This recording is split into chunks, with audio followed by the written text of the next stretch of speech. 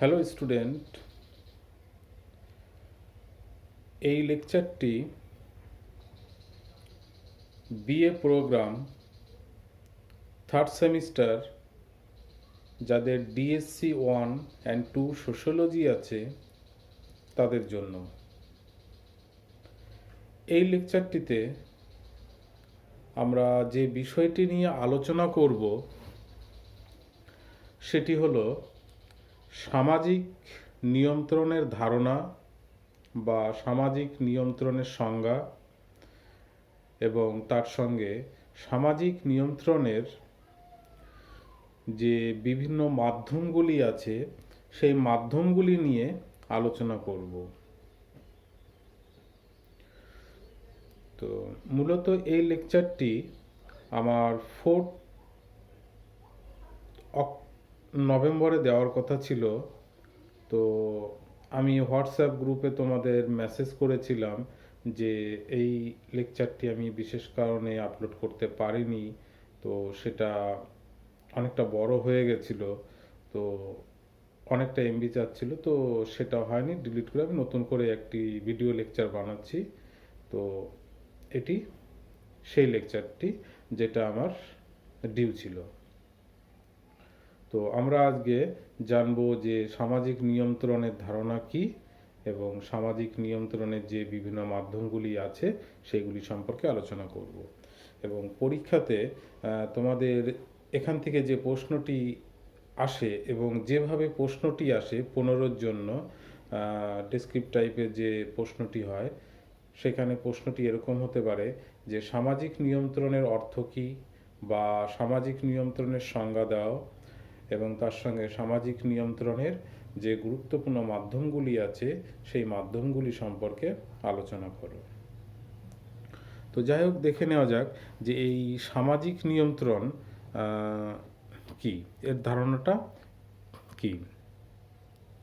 যে শুরুতেই বলা যায় যে প্রতিটি সমাজে সংহতি ও শৃঙ্খলা রক্ষা করা একান্ত অপরিহার্য বিষয়। কারণ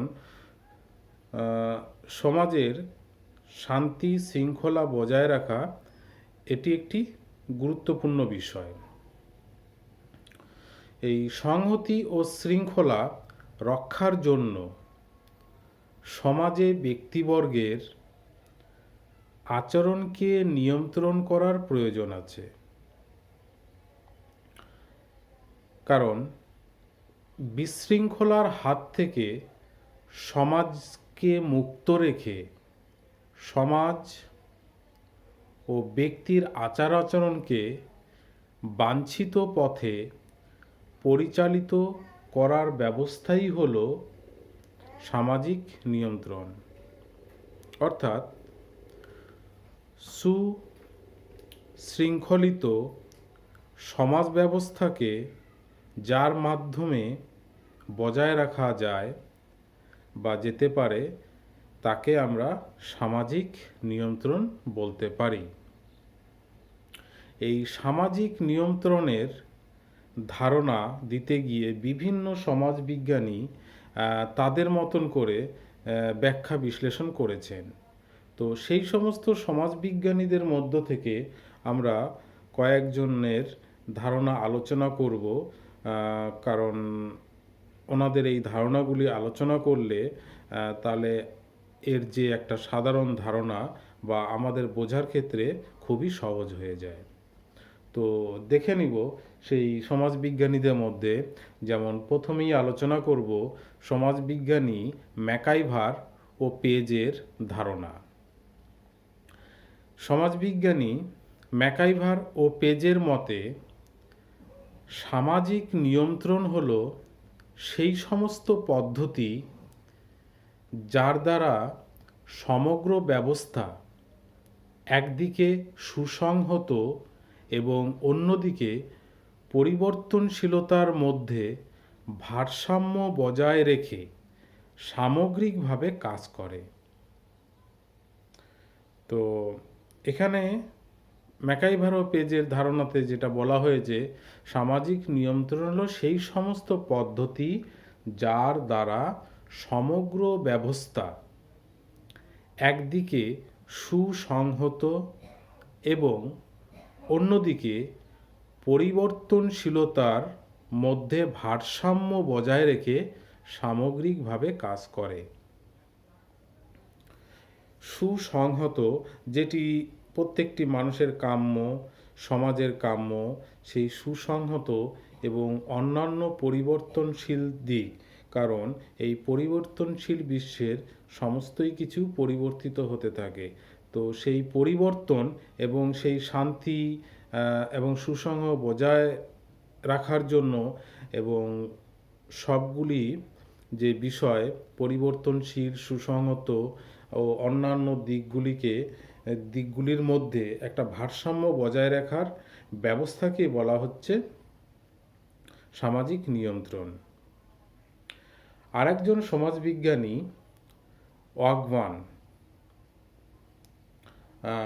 অগবান ও নিমকফ, তাদের মতে যে একই অর্থে সামাজিক নিয়ন্ত্রণের ধারণা দিয়েছেন। তাদের মতে সমগ্র গোষ্ঠীর সামগ্রিক কল্যাণের স্বার্থে সমাজ তার সদস্যদের উপর যে প্রভাব প্রয়োগ করে তাই হলো সামাজিক নিয়ন্ত্রণ। অর্থাৎ সামগ্রিক কল্যাণের স্বার্থে, সামগ্রিক কল্যাণ বলতে এখানে বোঝানো হচ্ছে সমগ্র মানব জাতির, প্রতিটি সমাজের যে সমস্ত মানুষজন বসবাস করে সেই সমস্ত মানব জাতির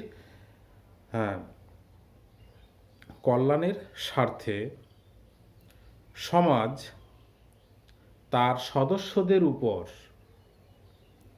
যে প্রভাব প্রয়োগ করে তাই হলো সামাজিক নিয়ন্ত্রণ। যে কেউ চাইলো যে কাউকে একটি থাপ্পড় মেরে দিবে, কিন্তু সেটা করতে পারবে না, সেটা করলে আইনের চোখে, সমাজের চোখে তাকে শাস্তি পেতে হবে। তো সেই শাস্তির ভয়ে সে কিন্তু এই কাজটি করবে না। তো এইভাবেই সমাজের শান্তি শৃঙ্খলা বজায় রাখার চেষ্টা করা হচ্ছে। তো এই সামাজিক নিয়ন্ত্রণ কার্যকর করার ক্ষেত্রে সমাজতাত্ত্বিকগণ একাধিক মাধ্যমের কথা উল্লেখ করেছেন বা করেন। এই সামাজিক নিয়ন্ত্রণের মাধ্যম সম্পর্কে আলোচনার আগে যে উল্লেখ করতে হয় যে সমস্ত দেশের সমাজ ব্যবস্থায় সামাজিক নিয়ন্ত্রণের মাধ্যমগুলি এক ও অভিন্ন নয়, কারণ বিভিন্ন দেশের এবং বিভিন্ন সমাজের মধ্যে যে সমাজটাকে নিয়ন্ত্রণ করার জন্য যে মাধ্যমগুলি ব্যবহার করা হয় সেগুলি একই রকম নয়, ভিন্ন ভিন্ন রকমের হতে পারে। কারণ এক সমাজ ব্যবস্থায় যদি উদাহরণ হিসেবে ধরে নিই যে বহু বিবাহ ব্যবস্থা অপরাধমূলক, অন্যায়মূলক, অন্য কোনো সমাজ ব্যবস্থায় সেটা হয়তো অন্যায় নয়। তো সেক্ষেত্রে বিভিন্ন সমাজের ক্ষেত্রে এই বিষয়গুলি একটু আলাদা হয়ে থাকে এবং সামাজিক নিয়ন্ত্রণের যে মাধ্যমগুলি আছে সেগুলি আলাদা হয়ে থাকে। প্রতিটি দেশের সমাজ জীবনে সামাজিক নিয়ন্ত্রণের সকল পদ্ধতির গুরুত্ব সমান নয়। সে গতানুগতিক বা সাবেকি সমাজ ব্যবস্থায় ধর্মীয় অনুশাসন, সামাজিক রীতিনীতি, মূল্যবোধ, প্রথা প্রভৃতি অবিধিবদ্ধ যে মাধ্যমগুলি আছে সেগুলি বিশেষভাবে কাজ করে। তবে ভারতবর্ষের মতো ঐতিহ্যবাহী সমাজে চিরাচরিত এই সামাজিক প্রথা, লোকাচার, লোকনীতি ইত্যাদি এখনও গুরুত্বপূর্ণ ভূমিকা পালন করে চলছে। অন্যদিকে পাশ্চাত্য সমাজে গণতান্ত্রিক ধ্যান ধারণার বিকাশ এবং বিজ্ঞান ও প্রযুক্তির অগ্রগতির ফলে বিধিবদ্ধ মাধ্যমগুলি গুরুত্বপূর্ণ ভূমিকা পালন করে। এই সমাজে আদালত, পুলিশ, প্রশাসন প্রভৃতি নিয়ন্ত্রণের পদ্ধতিগুলি বিশেষ গুরুত্বপূর্ণ ভূমিকা অর্জন করে। সুতরাং সামাজিক নিয়ন্ত্রণের মাধ্যমগুলিকে দুই ভাগে ভাগ করা যায়। নাম্বার 1 অবিধিবদ্ধ মাধ্যম এবং নাম্বার 2 বিধিবদ্ধ মাধ্যম। তো আমরা প্রথমে জেনে নিলাম যে সামাজিক নিয়ন্ত্রণের ধারণা কি। আমরা দুজন সমাজ বিজ্ঞানীর ধারণা নিয়ে এবং সর্বশ্রেষ্ঠ একটি মতামত যে অল্প কথায় বোঝায় যে সমাজকে ভালোভাবে পরিচালনা করতে গেলে যে যে পদ্ধতি অবলম্বন করা হয় তাকে সামাজিক নিয়ন্ত্রণ বলা হয়। এবং তারপরে এই সামাজিক নিয়ন্ত্রণের বা সমাজকে নিয়ন্ত্রণ করার জন্য কতগুলি মাধ্যমের প্রয়োজন হয়, সেই মাধ্যমগুলি কি সেইগুলিকে আমরা আলোচনা করছি। তো আমরা দেখলাম যে সমাজকে নিয়ন্ত্রণ করার জন্য আমরা দুটি মাধ্যম দেখতে পাই। এক হচ্ছে অবিধিবদ্ধ মাধ্যম এবং দ্বিতীয়টি হচ্ছে বিধিবদ্ধ মাধ্যম। তো এই অবিধিবদ্ধ মাধ্যমগুলি কি? যে অবিধিবদ্ধ মাধ্যমগুলি হচ্ছে যেগুলি সমাজে প্রচলিত থাকে লোকাচার, লোকনীতি, রীতিনীতি ইত্যাদির দৃষ্টিভঙ্গিতে, ধর্ম। আর বিধিবদ্ধ হচ্ছে যেটি হচ্ছে লিখিত কোনো ব্যবস্থা, যেমন ভারতের সংবিধান, পুলিশ, প্রশাসন ইত্যাদি বিষয়গুলো। আর অবিধিবদ্ধ হচ্ছে যেগুলি সেরকম লিখিত কোনো বিষয় নয়, মৌখিক বা অরালি যেটি প্রচলিত থাকে। তো অবিধিবদ্ধ মাধ্যমগুলির মধ্যে সর্বপ্রথমে যেটি আছে সেটি হচ্ছে বিশ্বাস, বিলিফ। কারণ কথায় বলে যে বিশ্বাসে মিলায় বস্তু, তর্কে বহুদূর। যে সামাজিক নিয়ন্ত্রণের এই একটি উল্লেখযোগ্য এবং গুরুত্বপূর্ণ মাধ্যম হিসেবে এটি দেখা হয়।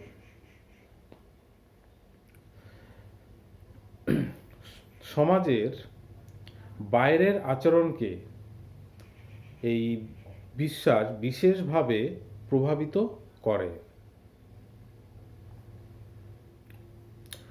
কোনো একটি বিশেষ বিষয় সত্য এ সম্পর্কে স্থির প্রত্যয়কে বিশ্বাস বলা হয়। বিশ্বাস বিভিন্ন ধরনের হতে পারে। উদাহরণস্বরূপ যদি বলি, যেমন অদৃশ্য শক্তি মানুষের সমস্ত কাজকর্মের উপর লক্ষ্য রাখেন। এই বিশ্বাসের ফলে মানুষ সহজেই অন্যায় কাজে লিপ্ত হয় না। সুতরাং মানুষের আচরণের উপর বিশ্বাসের প্রভাব অত্যন্ত সক্রিয়। পরের বৈশিষ্ট্য বা মাধ্যম, পরের অবিধিবদ্ধ মাধ্যমটি হচ্ছে মতাদর্শ। প্রতিটি সমাজে বিভিন্ন ধরনের মতবাদ প্রচলিত আছে। আদর্শের ভিত্তিতে যুক্তির মাধ্যমে প্রতিটি মতবাদ এই সামাজিক সত্যসমূহকে বিশ্লেষণ করে। মতাদর্শ এই সমাজবাসীদের বিশেষ ধরনের কাজকর্মের উপর উৎসাহিত করে। এটিকে উদাহরণ হিসাবে যদি বলি, যেমন মার্ক্সবাদ, লেনিনবাদ, গান্ধীবাদ ইত্যাদি। কারণ এই বিশেষ ব্যক্তিদের বিভিন্ন মতাদর্শ মানুষ ফলো করে এবং তার ফলে সমাজটার অগ্রগতি ঘটে এবং সমাজের মধ্যে যে বিশৃঙ্খলা ইত্যাদি হয় সেগুলি বন্ধ হয়ে যায়। পরের মাধ্যম হচ্ছে সামাজিক ধ্যান ধারণা। সমাজস্থ ব্যক্তিবর্গের মধ্যে বিভিন্ন ধ্যান ধারণার সঞ্চারকে সামাজিক নিয়ন্ত্রণের মাধ্যম হিসাবে বিবেচনা করা হয়। যেমন মহান ব্যক্তির জীবন ও বাণী তুলে ধরে মানুষকে অনুপ্রাণিত করা হয়। যেমন ভারতবর্ষের ক্ষেত্রে গান্ধী, নেহেরু প্রভৃতি বিশিষ্ট ব্যক্তির বাণী এক্ষেত্রে উল্লেখ করা যেতে পারে, যে তাদের এই বিশেষ সামাজিক ধ্যান ধারণার ফলে সমাজের অগ্রগতি ঘটেছে এবং সমাজের মধ্যে যে শৃঙ্খলা, সৃজনশীলতা বজায় রাখা সম্ভব হয়েছে।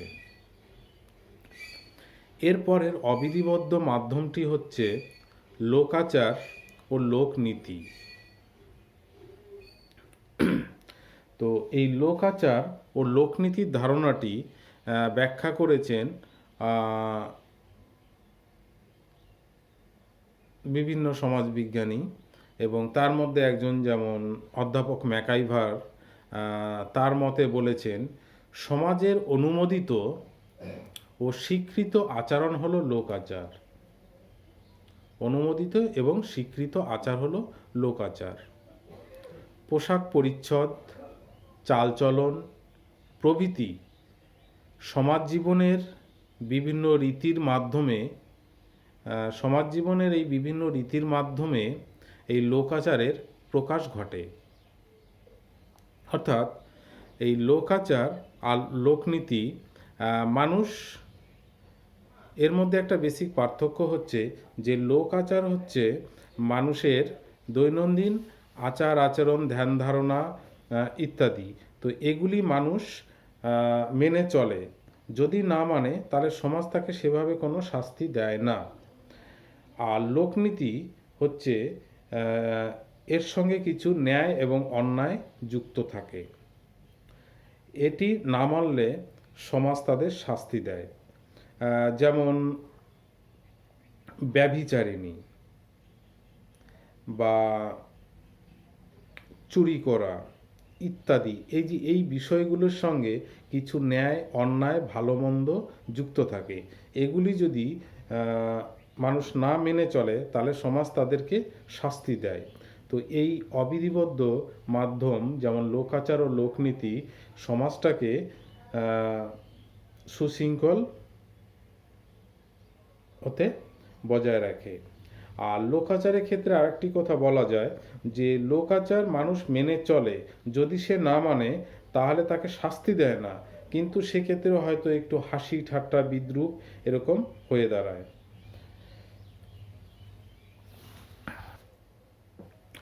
যে এখানে বলা যেতে পারে যে লোকাচারের সঙ্গে ন্যায় অন্যায় এর যে মান, এটি যুক্ত হলে তাকে লোকনীতি বলা হয়।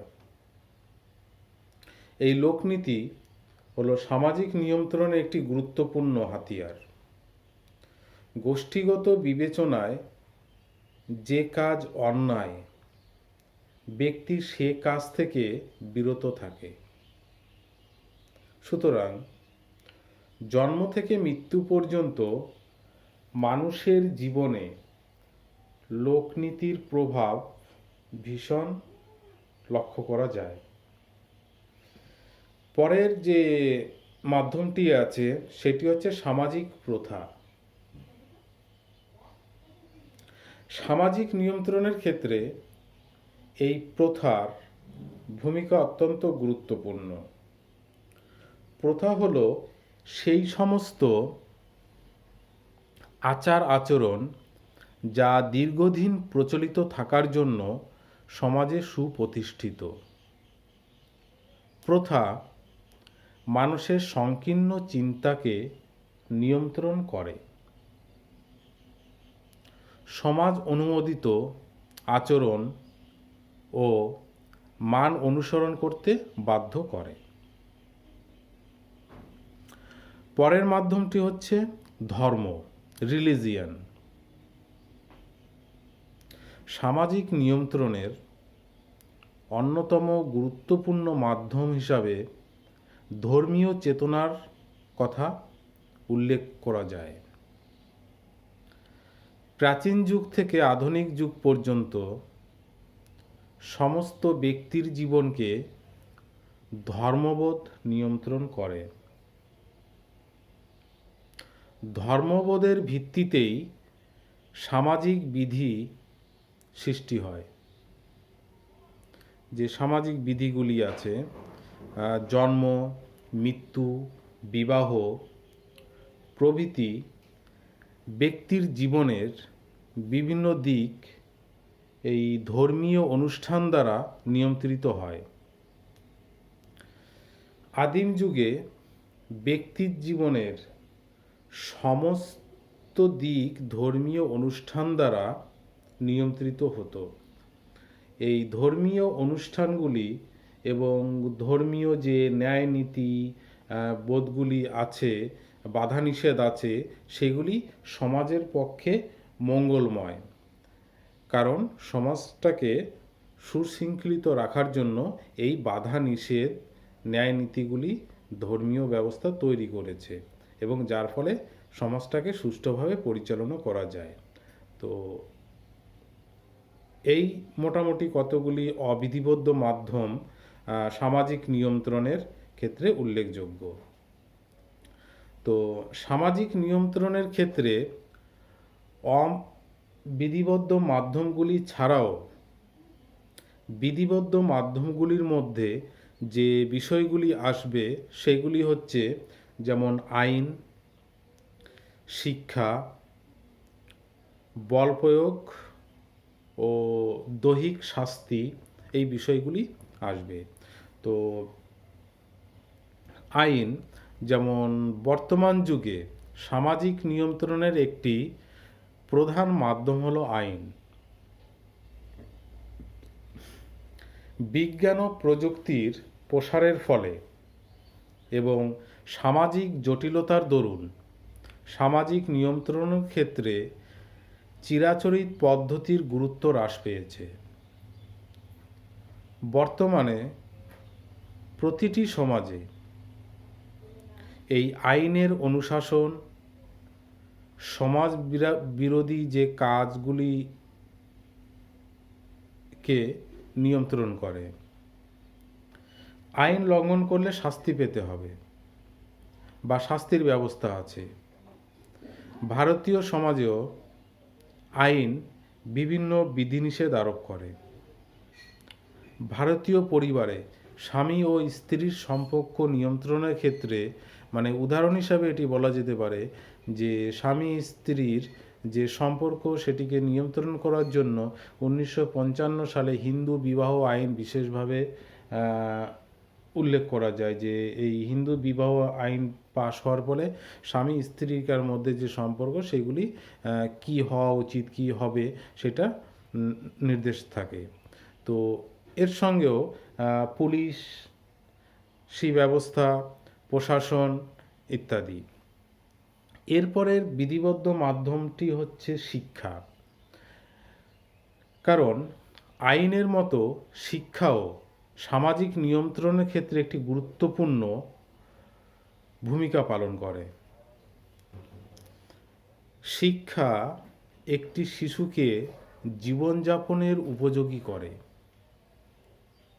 শিক্ষার মাধ্যমে বিশৃঙ্খলার মূল্য, পারস্পরিক সহযোগিতা, নিয়মাবর্তিতা, ন্যায় অন্যায় ইত্যাদি সম্পর্কে ধারণা লাভ করে। তো এই শিক্ষা মানুষকে সচেতনতা এনে দেয়, আর এই সচেতনতাই একটি সুশৃঙ্খল সমাজ গঠন করতে ব্যাপক ভূমিকা পালন করে। তো শিক্ষা এক্ষেত্রে বিধিবদ্ধ মাধ্যম হিসাবে বিশেষ ভূমিকা পালন করছে। এছাড়াও বল প্রয়োগ ও দৈহিক শাস্তির কথা উল্লেখ করা যায়। যেমন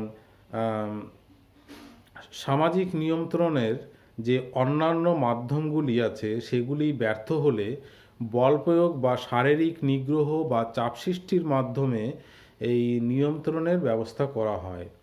এটি হলো একটি নিয়ন্ত্রণের নিকৃষ্টতম উপায়।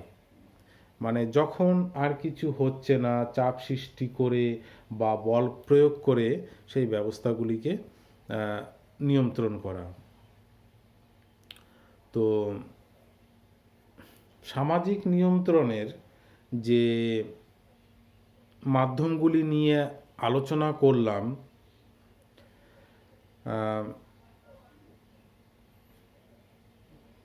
যে মানব সভ্যতার সকল স্তরে এই মাধ্যমগুলি একইভাবে কাজ করে না। কারণ বিভিন্ন জায়গার সমাজ ব্যবস্থা বিভিন্ন রকমের, তাদের চিন্তা ভাবনা আদব কায়দা বিভিন্ন প্রকারের। কোথাও এক বিবাহ প্রচলন থাকে, কোথাও বহু বিবাহ, কোথাও বিভিন্ন খাদ্যাভ্যাস প্রচলিত আছে ধর্মীয় হিসাবে, আবার কোথাও প্রচলিত নেই। তারপরে ধর্মের বিভাজন, কেউ এই ধর্মে বিশ্বাস করে তো কেউ অন্য ধর্মে বিশ্বাস করে।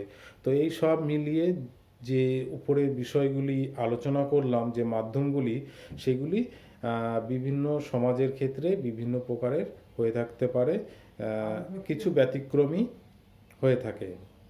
তো এই ছিল আজকের আলোচনা, যে সামাজিক নিয়ন্ত্রণ কি এবং সামাজিক নিয়ন্ত্রণের যে বিভিন্ন মাধ্যমগুলি আছে সেগুলি কি। তো আমরা সামাজিক নিয়ন্ত্রণের দুটি মাধ্যম পেলাম, দু ধরনের। এক হচ্ছে অবিধিবদ্ধ, যার মধ্যে আছে লোকাচার, লোকনীতি, ধর্ম, মতামত ইত্যাদি, এবং অবিধিবদ্ধ, সেখানে আছে তোমার আইন, পুলিশ প্রশাসন, বল প্রয়োগ ও দৈহিক শক্তি, শিক্ষা ইত্যাদি। তো আজকের আলোচনা এই অবধি। Thank you.